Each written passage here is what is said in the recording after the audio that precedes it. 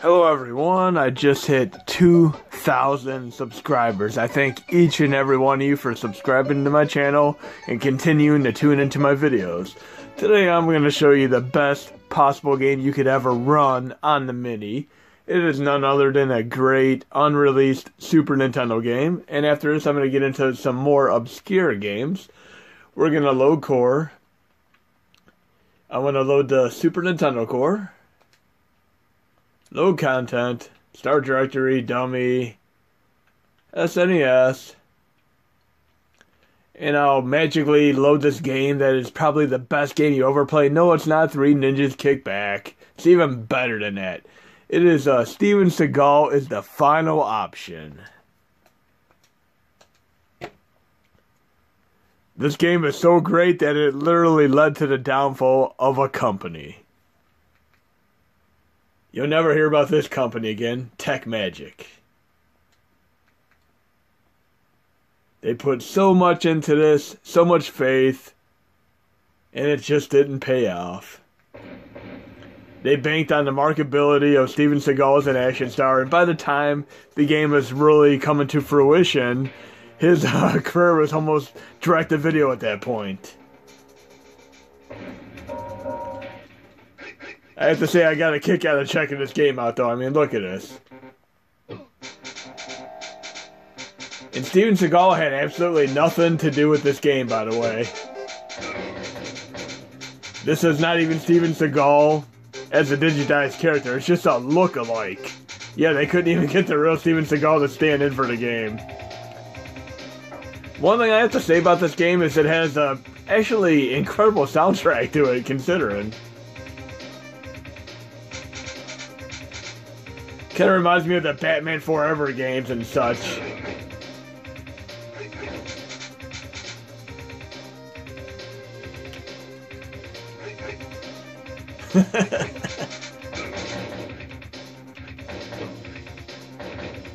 You can't go wrong with Steven Seagal.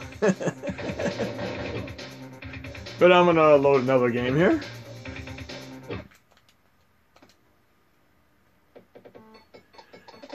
We're going to do some more awesome obscure games here. We're going to do this nifty homebrew game called Battle Kid 1 Fortress of Peril for the NES. And I bought this game legitimately when it was released. It was an exceptional game, very similar to Mega Man and Meat Boy.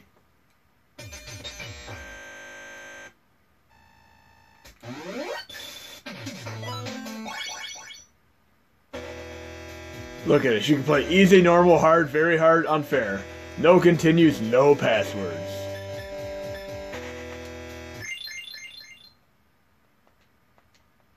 It's a little bit of a Metroid, Mega Man mixture, and it is incredibly difficult. I remember the first time I beat this. You'll see for yourself here in a moment. But I'd say other than, Shovel Knight, the Battle Kid 1 and 2 are probably two of my favorite games that have been homebrew games in the last decade. And of course I like Mighty Final Fight as well. That was an exceptional game. Took a good 8 years to make that game.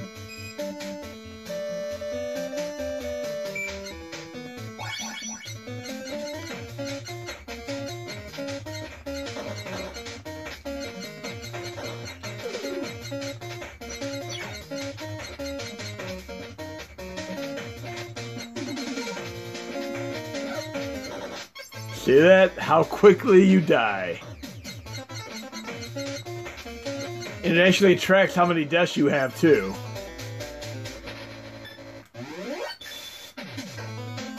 Okay, let's see what else we have here. There's also a Battle Kid 2. Definitely check that out. Oh, we'll do Battle Kid 2 for a moment here. And many of you have been mentioning that they're really big fans of some of the very obscure games I see in my user interface, as well as games that I just randomly play. So today's video is all about this. Don't forget about Steven Seagal. Definitely check that game out.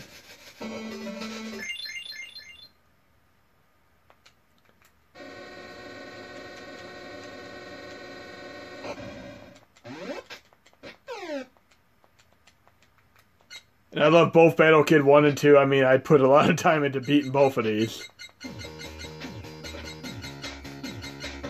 This would have fit on the real Nintendo system for sure. This would have been awesome if this game would have come out. Great chiptune soundtrack here, great gameplay. And this game is definitely for masochists, all the way. Look at this. Death count 1. That's what I was talking about right there. The death count is in 2. Okay, let's see what else we have here to check out. We're going to do something interesting here. I'm going to briefly show you 2 of my favorite arcade games, and then I'm going to show you the culmination of both of them together in combination. We're going to go to the arcade set here. We have this exceptional arcade game called Space Harrier from 1985. This always had one of the most incredible joysticks you could play within an arcade. When you let go of the controller, the joystick, it literally just reset to the middle and put yourself back in the middle of the screen. I didn't see a whole lot of games that did that at the time. But it was definitely a pretty cool experience. And I'm pretty disappointed that the Dreamcast version of Space Harrier, Space Harriers never came out. I would have loved to see that. And of course, it is not easy to emulate on MAME either. And apparently we might have a technical difficulty loading this game right here. Okay, we got it. Never mind.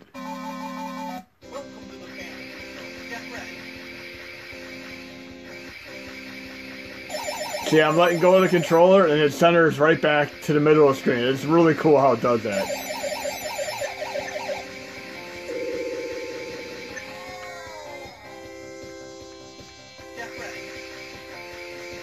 And surprisingly, the Sega Master System version of this was actually an exceptional version. The Nintendo Entertainment System version of this was not good whatsoever. It didn't even have true scaling to it like this. This has a really, really cool scaling effect. But I dare you to try to beat this in a few quarters. It is not an easy game to beat. But I've beaten it multiple times over the years. And we're going to try another arcade game I'm a big fan of. One that is also made by Sega. And some of these games were in the 3D Sega Classics collection on the 3DS, which I highly recommend getting. We have Fantasy Zone, 1986. Another game that was exceptional on the Sega Master System, but terrible on NES. And the color palette on Sega Master System was by far much better than the NES version.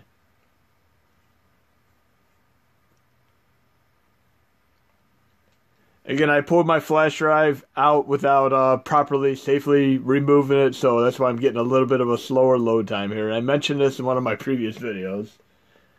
So if you do end up yanking it out too often, do a disk check on it. I'm always adding new games, always doing tests, so I yanked the drive quite a bit.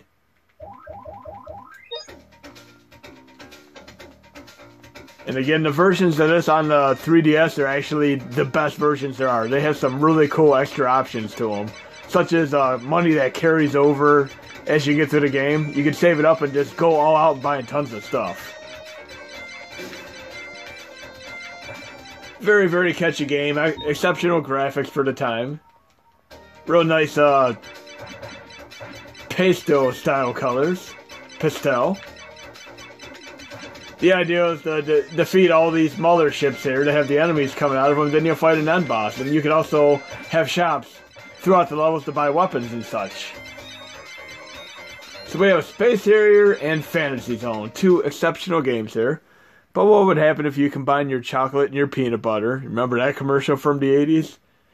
We're going to combine Space Harrier and Fantasy Zone into one unreleased game that somebody eventually sold on eBay. This would be for the PCE CD, aka the TurboGrafx CD. Space Fantasy Zone. It is basically a complete mashup of Fantasy Zone and Space Harrier, and this is one of the coolest gems I've ever discovered over the years. Especially for shmup fans. Configuration. Gotta love that English there. All your base belong to us.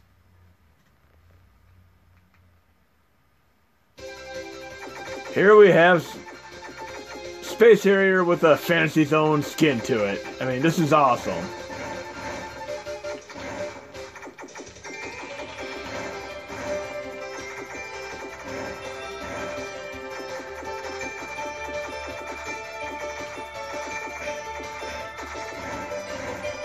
So throughout the years, I mean, just a little side note, I've always gone out of my way to find the really, really obscure games. That has just been my forte throughout the years. Everybody else is playing their Metal Gear, their Mega Man, their Contra. I played those too, but I additionally went way, way out of my way to play games like this. I mean, we're going to go through a few more of these before the end of this video. I mean, it is a 2,000 subscriber celebration right now. So let's cover a few of these awesome games. We're going to play this little known PlayStation 1 game called Gekido Urban Fighters. And I remember really being a fan of fighting games in general. And Fighting Force, even though I like the game, it is not that great of a fighting game. It's just a run-of-the-mill fighting game, but I still had a lot of fun playing it. Not nearly as bad as that Mortal Kombat fighting game. That was atrocious. This game here is actually really cool and an underrated gem. And I'm going to get a little more into this with my next game recommendation after this. But it's either pronounced gekido or gekido. I mean, I didn't really look up the pronunciation. I tend to just pronounce things the way I feel they should be pronounced.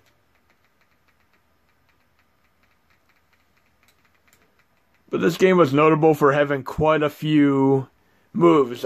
Every character had a nice repertoire of moves for a side-scrolling fighting game.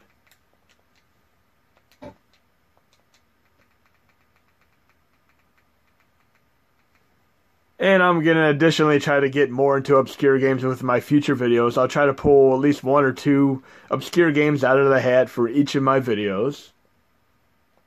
Travis.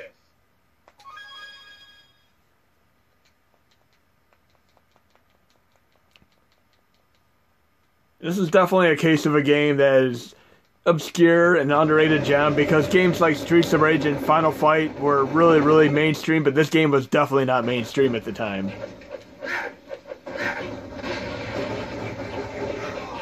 Again, a lot of people are moving on to games like Tomb Raider and Wipeout and such, so games like this kind of fell through the cracks. I mean, this is more of a niche type category of games here.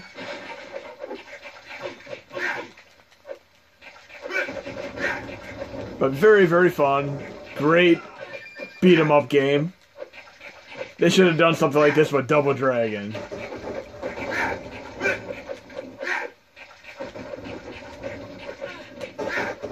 Definitely a step up from from Fighting Force for sure.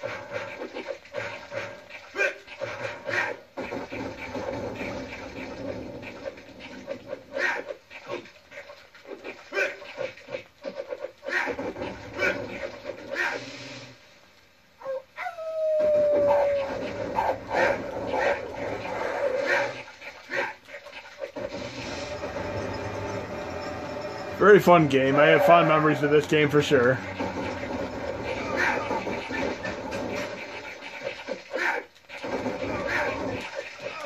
And we're going to get on to something very interesting. They actually did eventually release another game in this series on the Game Boy Advance, and they did an incredible job with it. It has very high production values, and I strongly recommend you try it out. You'll see it in a moment here. I'm going to load it.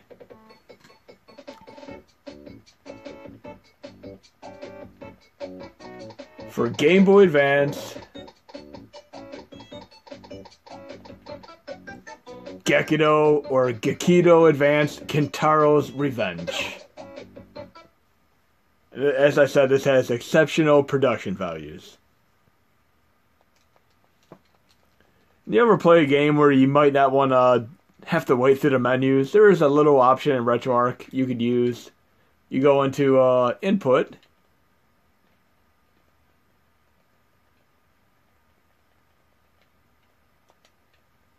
You got to do this first. Frame throttle, I usually enable rewind when I do this. And I did a few videos on this before, but you could disable it when you're done. Then I'm going to go into input. Input hot keybinds. Fast forward hold. I'm just going to program it to my L2 button for right now. If you want to get rid of it, you can push the start button and revert it back to default so it doesn't affect your other chords. But right now I'm going to program it to L2. Oh, why not? I'll program rewind as well while we're here. So I have L2 for fast forward. I'll do rewind with R2. Okay, we got rewind and fast forward. Good enough.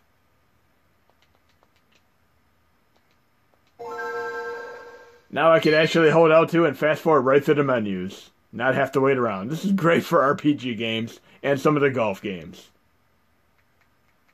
Again, you can go right back in there and push start if you want to avoid having to have it stuck on your other chords. So here I could be waiting here for a good minute and a half just to get in game, but I'm fast forwarding right through this right now with the L2 button.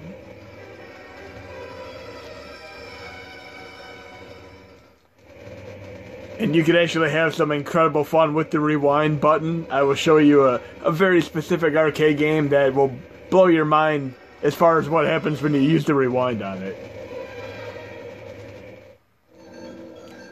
So I'm almost in game here. As I said, this has really incredible production values. I'm really liking this. I mean, look at the animation here. They definitely put a lot of work into this, considering it is a Game Boy Advance game. Okay, girl, I want to fast forward right through you. Kind of reminds me of a side-scrolling Shenmue-style game.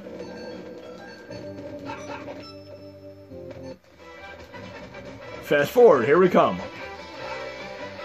Great music, great graphics, great gameplay. I mean, it's like Guardian Heroes on the Game Boy Advance.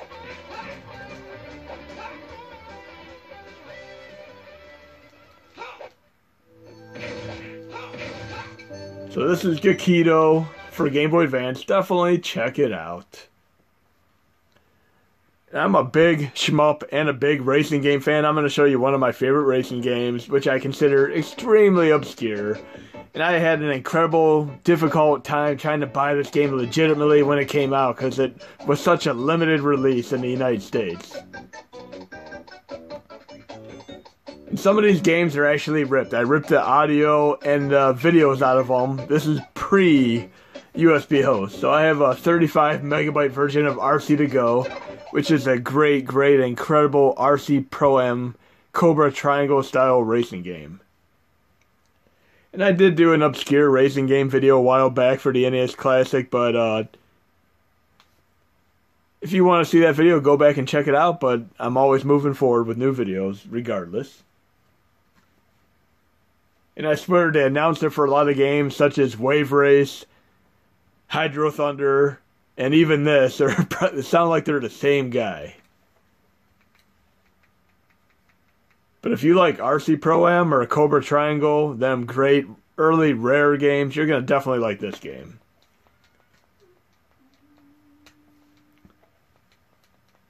And I remember calling every...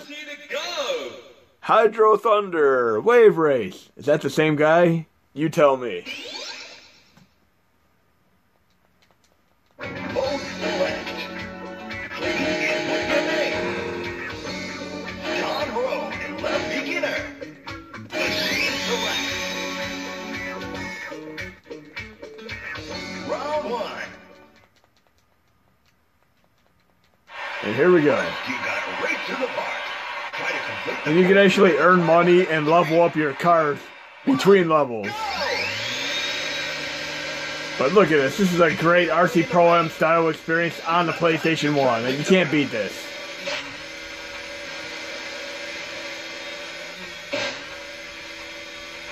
So RC to Go for PlayStation 1. Awesome game. second lap. Midway through the race. Stay cool and try to improve your position. And another awesome obscure racing game on PlayStation 1. It's actually a Gran Turismo style racing game with airplanes called In-Gen Racing. And I'll play that briefly here too.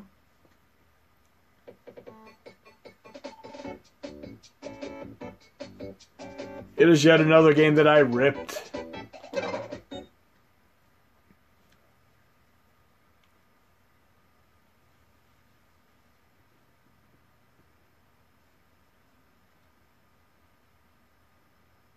This is a very, very unique game because there are not a lot of racing games where you have airplanes as your racing vehicles, but it works quite well in this game. And by the time you get to the later levels with the insane fast planes, it is just incredibly awesome.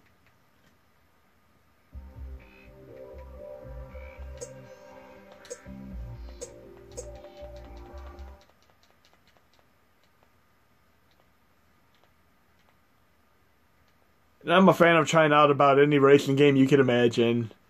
I'd say one of my favorite racing game series is definitely Trackmania. I played it on PC for multiple years before they finally released it on DS and the Wii, and I'm glad they finally put it on PS4. But this is really cool. I'm literally racing in the plane. And you can get money in between levels. And level up your planes.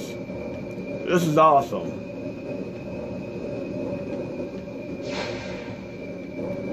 Very fun game, and you could easily dump a few hours into this. Look, I'm going through rings, and it is not bad like Superman 64. It is fun like Pilotwing 64, but even faster than Pilotwing 64. And remember, I'm in a slow plane right now. Wait till you get to the faster planes, like the high-octane planes in this game. But definitely check this game out. It is called In-Gen Racing. I'll show you the little cover for it here. And why not show you a few more obscure games while we're at it? Give you some games to check out this week.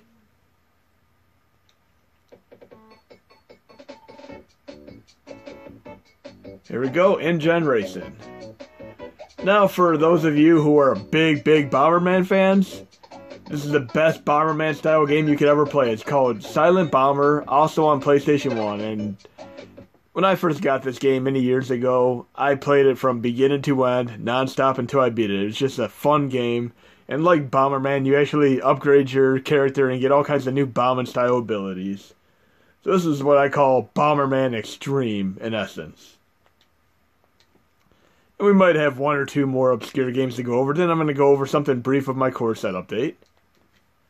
But again, thanks to all you 2,000 plus subscribers, and it's been a wonderful year getting some videos out and having all you follow me and send comments and such.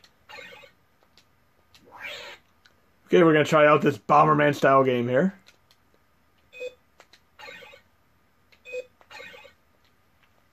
And there's a tutorial, of course.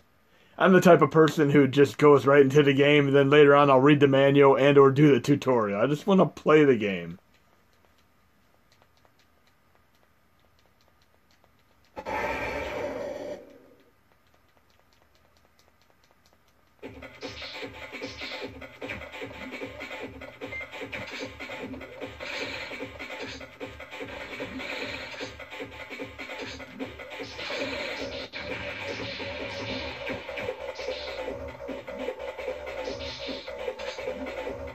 But it pretty much plays like a Bomberman game, and definitely check it out. It's Silent Bomber. And it's been a little while since I played this. I probably should have done a tutorial. See, I planted a bomb and I exploded it. I have to get used to all the abilities again here, but it was a really fun game. That's what happens sometimes when you stop playing a game for a while. You have to kind of get reacclimated to it. I remember that happening with Mario Galaxy 1, where since there's a hub world, when I went back into the game several months later, I had trouble remembering where I left off. Whereas in Mario Galaxy 2, it had a nice overworld, just like Super Mario World, and Mario 3, which made it incredibly easy to remember where I left off at. And here's one of my favorite gems right here. This is, again, for Wonder Boy fans. It's called Popful Mail. This is probably one of the best Sega CD games you could play. I mean, it's got Awesome production values, great music, great gameplay. If you're a Wonder Boy fan, you're gonna love this game all the way. It's perfect. There are various different versions of this on various different systems, from PC to the Sega CD. Gotta love that very cool intro for the Sega CD.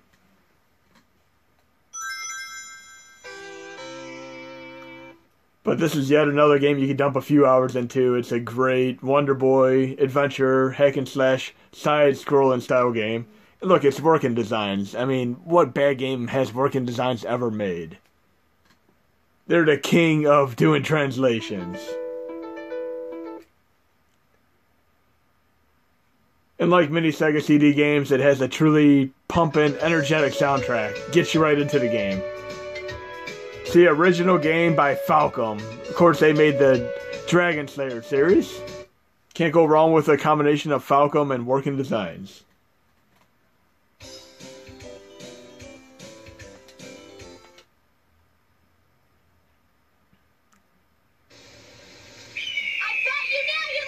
But everybody plays the games like Mega Man and Contra and all that.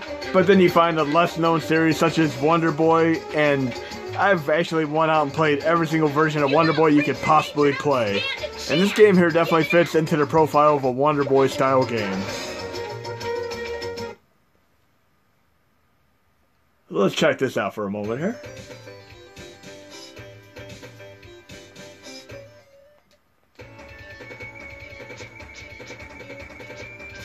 A little bit of Alice, a little bit of Wonder Boy. You definitely gain money. You could upgrade your character and all that fun stuff.